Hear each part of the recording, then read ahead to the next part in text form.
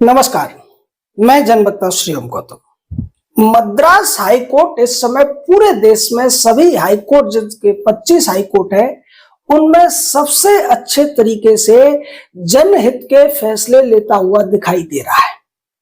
Madras high court में ही justice G.R.. Swaminathan हैं,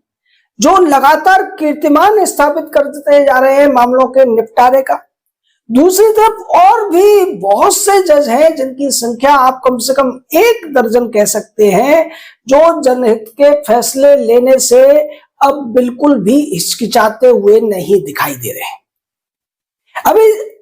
कुछ दिन पहले हमने आपको सबक्कू मीडिया के एक फैसले की चर्चा की थी कि किस तरीके से सबक्कू शंकर नाम के एक डिजिटल रिपोर्टर को राज्य सरकार ने पिछले कई सालों से परेशान कर रखा है, क्योंकि वो राज्य सरकार के खिलाफ वीडियोज बनाकर यूट्यूब पर वीडियो डालकर लोगों को जागरूक करने का काम कर रहा है।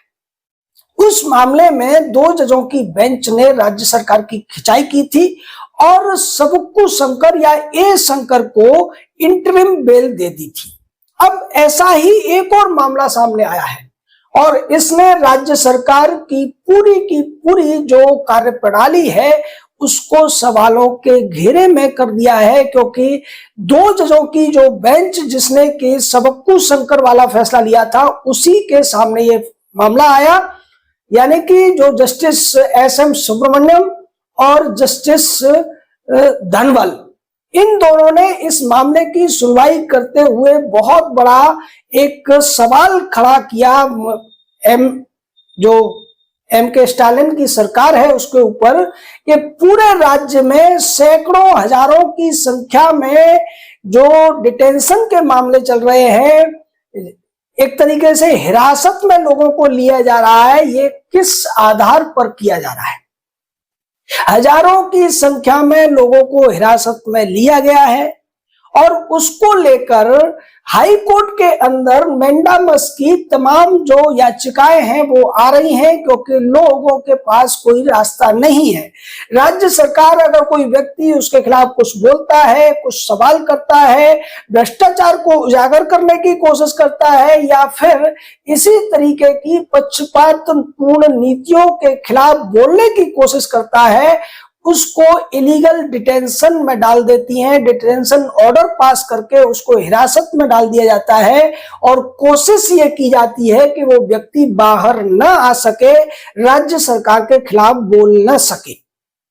इस मामले में दोनों ही जजों ने जिन शब्दों का इस्तेमाल किया है वो बेहद ही कड़े शब्द हैं। जजों ने कहा कि ये जो डिटेंशन ऑर्डर या डिटेंशन की पूरी पॉलिसी है ये ड्रैकोनियन है, यानी कि ये क्रूर है, ये निरंकुशता है। आप किसी भी व्यक्ति को जो सरकार के खिलाफ आवाज उठा रहा है, जो संविधान के अनुच्छेद 19(1)(a) में दिए गए अपने अभिव्यक्ति की स्वतंत्रता के अधिकार का प्रयोग कर रहा है और तथ्यों के आधार पर अगर कोई बात कह रहा है तो फिर उसे आप हिरासत में कैसे रख सकते हैं। और यहां बड़ी ताज्जुब की बात है कि सुप्रीम कोर्ट बार एसोसिएशन का जो अध्यक्ष है विकास सिंह, वो राज्य सरकार की तरफ से पैरवी करने के लिए मद्रास हाई कोर्ट पहुंचा हुआ था। ये जो सीनियर एडवोकेट बन जाते हैं, इन्हें लगता है कि ये किसी भी कोर्ट में जाकर जो अपने क्लाइंट हैं उनके पक्ष में कुछ भी फैसले दिला देंगे, लेकिन यहां पर विकास सिंह को मुंह की खानी पड़ी है और विकास सिंह के सारे कुतर्क फेल हो गए हैं। जजों ने कहा कि विकास सिंह ये कहते हैं कि राज्य सरकार को जवाब देने के लिए 8 हफ्ते का समय दिया जाए। यानी कि दूसरे शब्दों में कहें तो विकास सिंह चाहते हैं कि ये जो याचिकाकर्ता की पत्नी ने याचिका लगाई थी, जो हिरासत में था, थिरू बराकी उनका नाम है, उनको कम से कम 2 महीने और जेल में रहना चाहिए, क्योंकि अगर 8 हफ्ते में जवाब दिया जाएगा तो जवाब देने के बाद ही सुनवाई होगी और उसके बाद ही उस व्यक्ति को छोड़ा जा सकेगा। उन्होंने इस तर्क को या कहे कि कुतर्क को पूरी तरीके से खारिज कर दिया और ये कह दिया कि अगर किसी व्यक्ति को अवैध रूप से किसी मनमानी तरीके से जेल में रखा गया है, हिरासत में रखा गया है, तो उसको 1 घंटे भी एक्स्ट्रा जेल में नहीं रहना चाहिए। और यहां जो मामला बनता है वो मामले बहुत ज्यादा आप कह सकते हैं विवादास्पद है, क्योंकि इस व्यक्ति पर तिरुबराकी के ऊपर पहले केस लगवाया गया उसके मकान मालिक के द्वारा, जो कि सिविल का केस होता है, लेकिन बड़ी चालाकी के साथ पुलिस ने उसमें गाली गलौज को और अश्लील शब्दों को भी शामिल करके उस व्यक्ति को हिरासत में डलवा दिया। इसी तरीके से कई सारे केस उस पर बनाए गए और यह कोशिश की गई कि थिरुबराकी किसी भी तरीके से जेल से बाहर न आ सके, जिसके बाद इसकी जो पत्नी थी वो पहुंचती है हाईकोर्ट और हाईकोर्ट में बंदी प्रत्यक्षीकरण की हेबेस कॉर्पस की याचिका लगाई जाती है और मांग की जाती है कि उनके पति को, जो कई महीनों से जेल में है, उन्हें कोर्ट में पेश किया जाए और उन्हें जमानत दी जाए। इस पूरी सुनवाई के दौरान जिस तरीके से जजों ने राज्य सरकार की कारगुजारियों को अपने फैसले में भी उजागर कर दिया है, क्योंकि जब जज अगर फैसले में इन चीजों को लिखते हैं तो वो ऑन द रिकॉर्ड रहती है और ऐसी चीजों को आप नकार नहीं सकते हैं। ये वही तमिलनाडु की सरकार है जिसका उप मुख्यमंत्री देश की सनातनी संस्कृति को मिटाने की बात करता है, और जब उसके खिलाफ केस होता है तो फिर वो सुप्रीम कोर्ट में जाकर अभिव्यक्ति की स्वतंत्रता का ही तर्क वहां पर पेश करवाता है अपने वकील कपिल सिब्बल और सिंघवी के द्वारा। आप सोचिए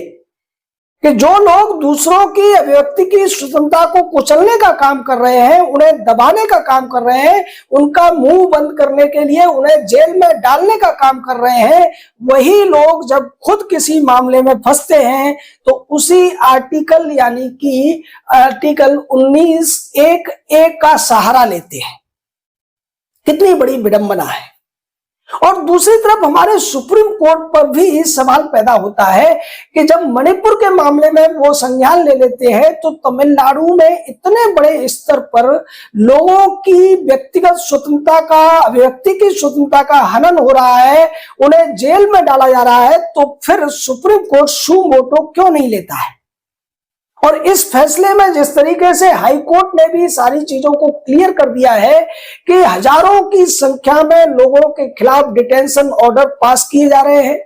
पुलिस अधिकारी, एडमिनिस्ट्रेशन अधिकारी किस तरीके से लोगों को जेल में डालने का, जेल में डालकर उनकी आवाज को बंद करने का काम कर रहे हैं, वो कितना खतरनाक है। भारत के संविधान ने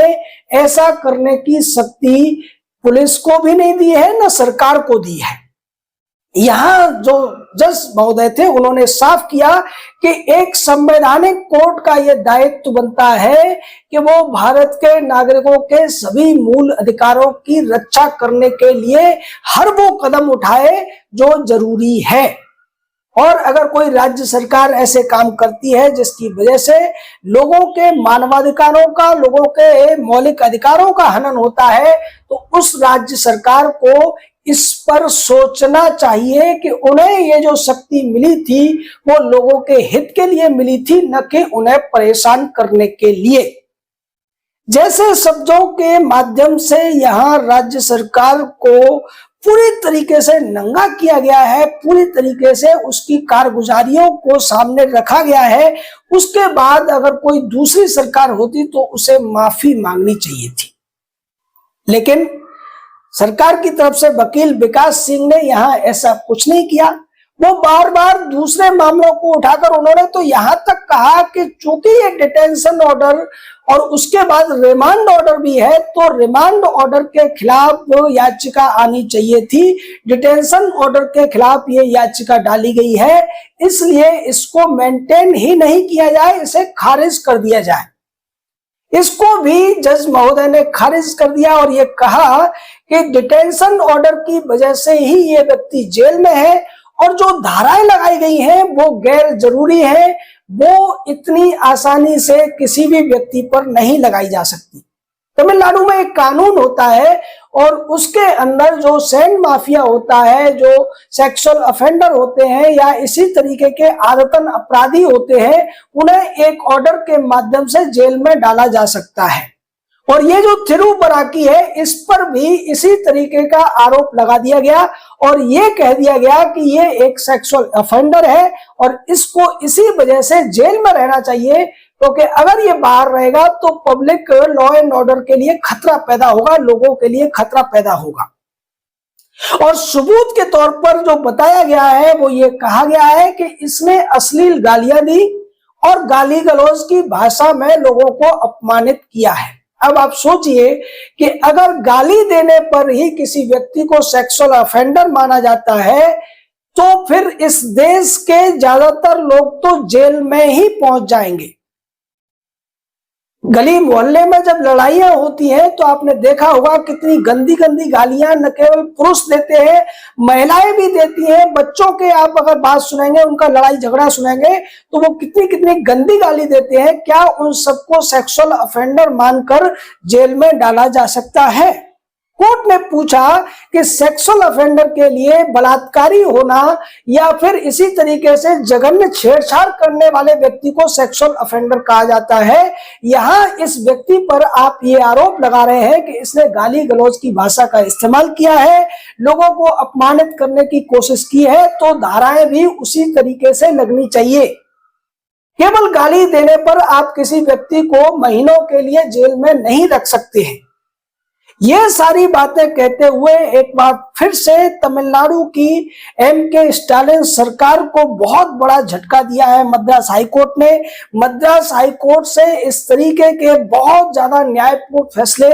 लगातार आ रहे हैं और अब दूसरे हाईकोर्ट में बैठे हुए जजों को भी इनसे प्रेरणा लेनी चाहिए और जनहित में फैसले देने चाहिए। जो जमानत देने का काम वो करते हैं या फिर अपराधियों को राहत देने का काम वो करते हैं, उससे उनकी आलोचना ही होती है। लेकिन अगर वो जनहित के फैसले लेंगे और जनता के हित में, जनता के अधिकारों की रक्षा करेंगे, तो जनता के मन में उन दूसरे जजों के प्रति भी सम्मान पैदा होगा।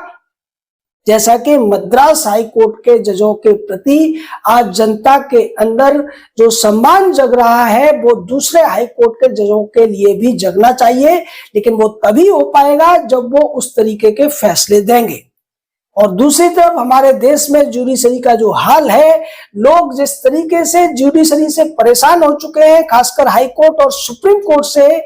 उस स्थिति में इस तरीके के सुखद फैसले आना रेगिस्तान में या गर्मी में ठंडी हवा के झोंके की तरह से होता है। और हम इस तरीके के ठंडी हवा के झोंके आपके सामने लाते रहते हैं। आपका इस पूरे मामले पर क्या कहना है, अपनी राय दीजिए, हमारे साथ जुड़े रहिए। जय हिंद, जय भारत।